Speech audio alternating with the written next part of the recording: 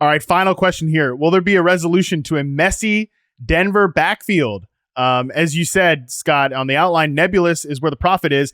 I was stunned, Scott, to open my Twitter app or X app on Saturday, Sunday, whatever it was, and see every fantasy analyst I follow seemingly tweeting and having a take about the Denver backfield. And this is not the first time this has happened, that a beat writer who covers a team, observer covers a team, has theorized that Javonte Williams could be on the roster bubble. Mm-hmm. And seemingly, again, every fantasy analyst, best ball bro I follow had a strong take about the Denver backfield. I do not have a strong take about the Denver backfield other than, and I guess maybe this is why they all care, Sean Payton has typically produced some productive backfields during his tenure as an NFL head coach and play caller. Scott, what do you think is going to happen in Denver? Because apparently everybody's got a thought on it. Yeah, I mean, last year they did catch a lot of passes as a backfield. They could not run in a touchdown to save their life.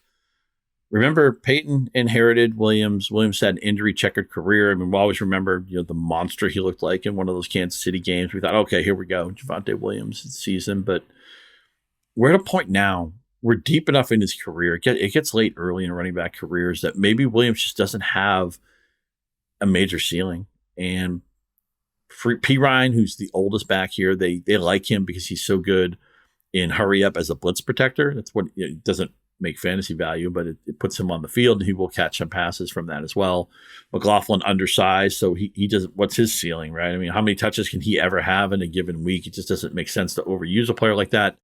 Estime was a later round pick. I liked his tape out of Notre Dame. Here's the bottom line. Okay. I'm not drafting. I'm worried that even if Williams isn't cut, I don't think they're high on Williams. I don't think he's guaranteed anything. I think he's just one bad game or one bad blitz pickup or one bad fumble away from being on the bench. The player I would most like to draft here is Estime, but it has to be, he's like one of your lottery tickets on your bench. You're never playing him opening day, and you may even need to consider cutting him when October kicks in with those bye weeks and injuries. And then you're like, how much longer can I wait for something like this? And maybe even the case is don't draft Estime, but pick him up when somebody else has to make a forced cut on him. I'm not drafting Williams. I'm interested in Estime. I think McLaughlin, if you can live with a player who's like 8 to 12 touches every week, is kind of the range for him. If you can live with a guy like that as a flex player, I'm fine with it. P. Run's just going to be there because he can block. It's a mess, but it's Sean Payton, so we have to investigate this mess. Here's some things I believe. One, I agree with you. Messy backfield, you can't just say, oh, Patriots running backs, well, I never draft those guys because it's hard to read. No. It's one of the best teams in the league. You need to draft running backs from backfields that produce productive players. Blunt scored 18 touchdowns once upon a time, too. Let's not forget that. And I listen, shout out to me. I don't get a lot of things right, but I was in on the LeGarrette Blount season for that very logic that I just said in that stupid shout out to in you. My stupid voice. Yes, shout out to me for that. Don't ask me about a lot of other things, but you can ask me about the LeGarrette Blount 18 touchdown season or whatever. Anyways, I also believe that Denver, like when there's smoke, there's fire. Okay.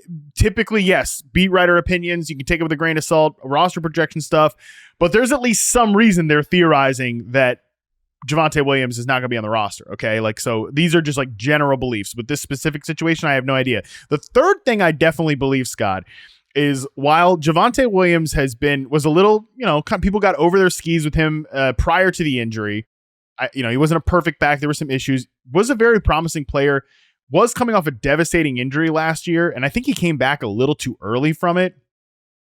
If the Broncos are trying to get out of the Javonte Williams business, if they're going to cut him, like if I'm the Dallas Cowboys or any of these teams, I'm on the phone. Like I'm saying, hey, 6th round pick, whatever, you take this. I'm interested in Javonte Williams on another team because I do think there might be some quality play left in him. So, well, I didn't think I had a take on this. That's kind of my just general rules to follow when we're talking about NFL backfields and just guys that are coming off serious injuries. maybe they never get it back, right? Michael Gallup, I don't think he ever got it back. You know, I'm hoping Rashad Bateman gets it back this year after some serious injuries. But sometimes guys are just never the same. Maybe Javonte Williams is never the same. But other times, once we get it farther and farther away from those serious injuries, they get their fastball back. And if he gets his fastball back on a different team, I think he could end up actually being a great fantasy pick. But I'm with you that I don't want to proactively draft anybody in Denver right now. Right. The best case scenario would be he becomes like Donta Foreman or somebody like that. Major injury, had to bounce around. And it feels like every time Foreman's asked to play, he looks good. Totally. That's a great comparison. I think that could be possible for Javonte Williams.